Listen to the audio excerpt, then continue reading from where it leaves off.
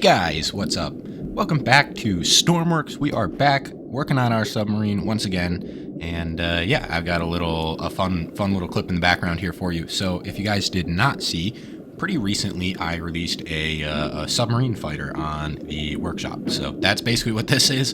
We'll get a little bit more into that later on in this episode, but I did want to show you guys this. So the submarine is going to have this little guy. I think I've shown clips of it before, but yeah.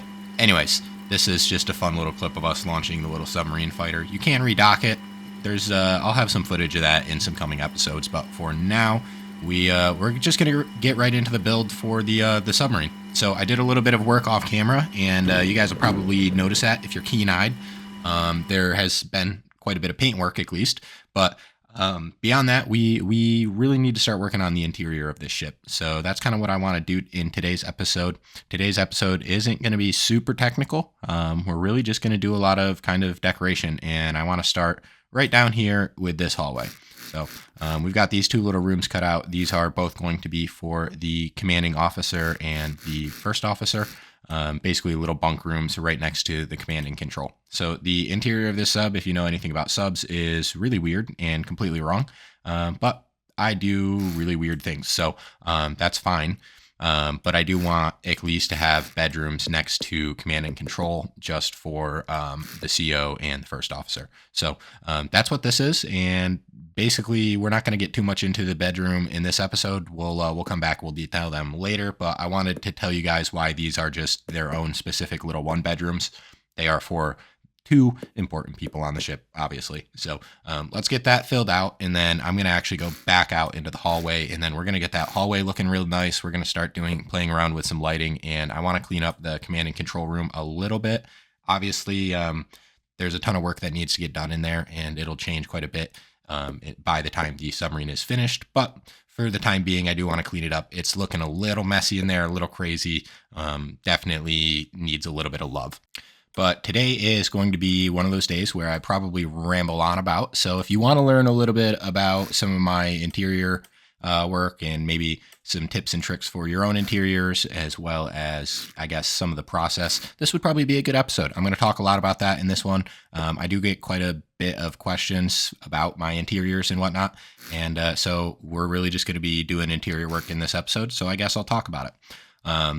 And I guess to start that out, there's a few things that we want to keep in mind in this submarine. And I think first thing that you guys should do is really figure out what kind of vehicle you have here. If you have a military, commercial, industrial vehicle, the space is going to be a lot more precious. People are not going to be given space as per a luxury. They are here to work. So that means everything needs to be filled.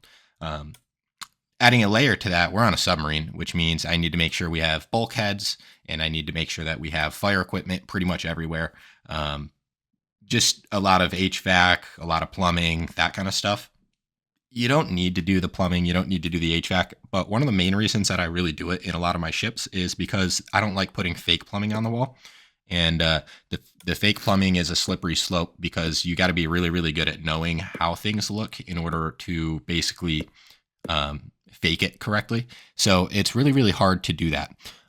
So if you just do the plumbing how you actually would, it's going to lag the game. Terrible idea, but this is how I do things. So enough of that. You guys can see I placed a few of these door frames in here. I love using the door frames, and what the door frames kind of help you do is they separate the space. So that's not an actual bulkhead in the middle of the wall, but now it kind of makes it feel like there's a bulkhead there. Another thing that we're really going to try to focus on in this submarine, and I know this is going to sound really, really counterintuitive to a lot of people, really warships, military ships in general, what I would advise you to do is build the ceiling in the room 1 or 2 blocks higher than you normally would, and then you're going to have a lot of junk on the ceiling. All warships are this way. All submarines are this way. The floor plan is very, very limited, so it's a lot easier to basically cram things above people and make them duck than to put them on each side of people and make them go around it. So this is even more limited in a submarine, as you guys can imagine. Submarine space is pretty much worth its weight in gold. So, obviously this is an important thing. That being said, it also kind of gives you that cramped, cold vibe that you want in a submarine. In a submarine, it is not comfortable. It's claustrophobic. It's really tight. It's dark, it's moody. There's a lot of weird noises. There's no sunlight. You get disoriented really easily. You lose track of time really easily. So these are things that we want to keep in mind when we're building the submarine. The interior work, as far as being disoriented, is pretty easy. The main tips I'll give all of you is if you're using symmetrical interiors, stop. Please just stop. It's not good. You're wasting a ton of space. It's a big issue. Basically, every time you put a stairwell in the middle of a ship, you are forcing symmetrical design, which means the room on the left and the room on the right have to be the same size, which means they also have to be about the same use functionality-wise, or you're basically stretching rooms to either be busier than they need to be, or they're a lot more crowded than they should be. So that's another thing to kind of keep in mind. Right now, I've got this little firefighter pack, I guess. There's 2 oxygen tanks there and an SCBA. Now, I am going to make sure that we have one of these in every single room. So every single room is going to get firefighting equipment. And these are the kind of things that I'm saying that you can kind of replicate inside your ship to fill the interior. So this is something that you would see on the wall all over in warships, and maybe not like that obvious. Obviously it's probably more in like a storage container, locker, that kind of thing, closet. But these are the kind of things that you want to fill your wall with. Just, I guess, stuff that looks like it has a function. Now, another thing I like to do, and not on a lot of my warships, but I do like these manifolds. They look like a kind of an important duct. And on a submarine, that is our friend. So we're just trying to make the space a lot busier. And that's really my main goal for this episode, is we're trying to make the space a lot busier. And another thing we're trying to keep in mind is we're trying to make it cramped, but we're not trying to make it harder to navigate. So I want you to feel really, really claustrophobic, but I don't want you tripping on things. So we're going to try to make the walkways clear. We're going to try to make the paths very, I guess, pronounced, and you know where you need to go. But as far as the rest of the interior, like the little corners that you wouldn't necessarily be walking into, fill it with junk. The ceilings, fill it with junk. The walls, fill it with junk. And that's kind of the game plan, really, with the submarine. And I've talked about this point a few times before. You guys don't really see me build too many civilian vehicles or luxury vehicles, but the shape of the room is going to be way different when you design them. So in a commercial, industrial, military application, the hallways are going to be really, really narrow. They're going to be really, really tall. You're going to almost feel like you're brushing your shoulders up on stuff, and it's because the space is a lot more precious. I said earlier that space is not a luxury. You're not going to get that as a luxury. So think about this from the opposite side of this. So if you're building something luxurious, something civilian, space is a luxury. It shows the grandeur of your build, or, kind of, dare I say, flex your money is kind of part of it. So the hallways, in that sense, they're going to be a lot wider, and they're going to be a lot shorter, and it's going to make them feel a lot larger than the other way around. So when you're in a tall, skinny hallway, it's really claustrophobic. But when you're in a shorter, wide hallway, it's very almost luxurious. It's very, there's a lot of space. There's a lot of space for decoration. There's a lot of wasted space, and that's kind of the point. And so that's not what we're going to do here. We're going to avoid wasting space. So another thing to keep in mind with these 2 different styles really would be the need for things to look nice. And I'm going to use that in a weird term. But basically, industrial, military, that kind of stuff, they don't really have any incentive to look good. They do look good a lot of times because really, really good engineering is indistinguishable from art. So that's why they look cool. That being said, there is no incentive for it to look cool. And going on that, once you come into the interior, there's no incentive for it to look nice. So on the interior of a ship, you need it to look nice if you're on a luxury ship, and in that you need to hide a lot of the plumbing, a lot of the HVAC, a lot of the electrical, a lot of life systems, life jackets, firefighting equipment, that kind of stuff. You don't want it exposed. You don't want people seeing that. In a military ship, you want it right in the hallway, right? You know what I mean? Like there's no reason for you to tuck that away. It's easier if you just have access to it. It's easier if it's just there. So that's kind of another thing we're going to work on. The last thing I really want to talk about before we get into the time lapse is lighting. So lighting is really, really important too. I talk about lighting a lot. I mess around with lighting a lot. We're going to do dual lighting in the submarine. So every space is going to get whites and reds. And I'm going to use whites pretty loosely. It's more of a it's a warmer tone, and I want the warmer tone. I'm gonna kind of mix them, but we're gonna do a combination of warm tones and light tones, just depending on the space. This hallway is already very, very cramped, so I don't really need to make it, I guess, more cold and whatnot. A nice softer yellow light will work. We don't need to light it up a ton. Being, a little dingy isn't the worst thing, especially in a submarine. So we're not going to make it, lit up like a Christmas tree, but a few lights here or there definitely will help. And I do encourage all of you to definitely mess around with the shades of your lights. It makes a very, very big difference on the mood of your room. So you can see that is a very soft light. It's not lighting up this hallway very much. It is doing just enough to kind of get you by. But that is just some of the stuff I guess we'll talk about. I'm going to get into the time lapse. We have a lot of building to do in this episode, and I've been talking for quite a bit. So if you listened through all of that, thank you.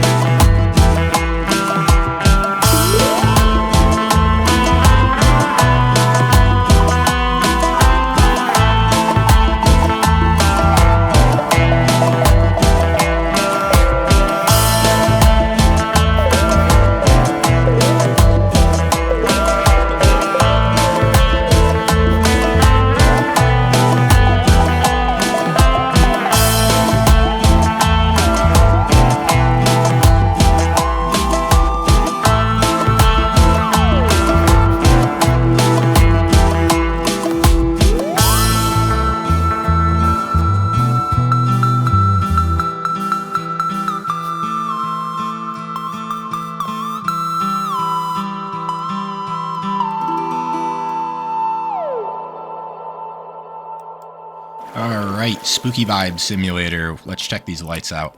I got this thing spawned in. Obviously, it's night, so it's very, very dark.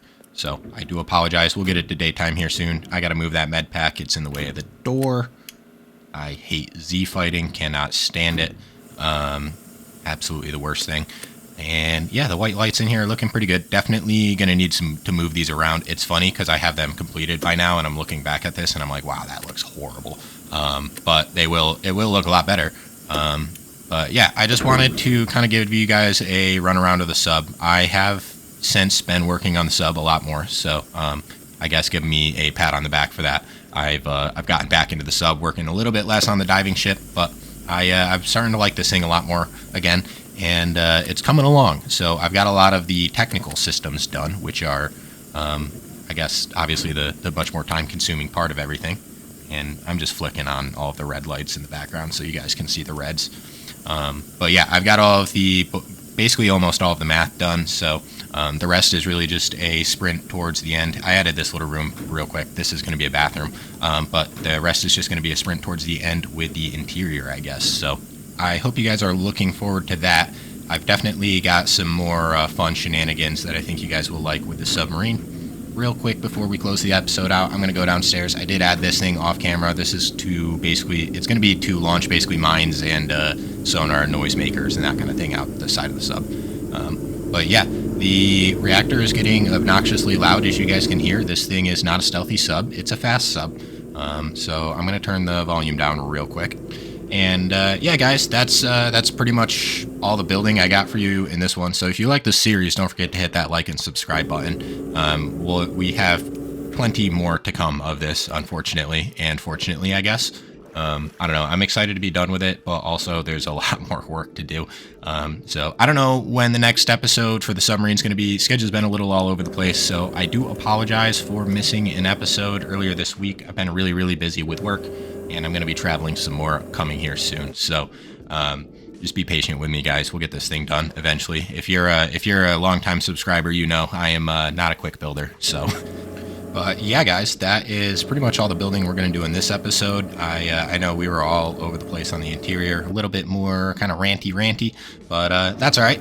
I think that the submarine is obviously coming along. It looks a lot different from the last episode. The paint really helps, but hopefully I'll try to get some footage of the more completed build in the next episode of this thing for you guys, just so you can, I guess, see it a little bit more put together. Again, I am pretty excited for it. It's coming along, but I will be honest, there's still a good amount of work to do on it, so it's going to take a while. But I think you guys know that if you watch my channel. You guys are definitely not strangers to the fact that I build slowly. So anyways, if you guys made it to the end here, thank you so much. I really appreciate the support, as always. And yeah, guys, thank you for watching the submarine. In the next episode, I don't know if you're going to get a submarine or a diving ship, or I've got a couple other things going on. But yeah, that's all I got for you guys in this one. I hope you all have a wonderful rest of your day.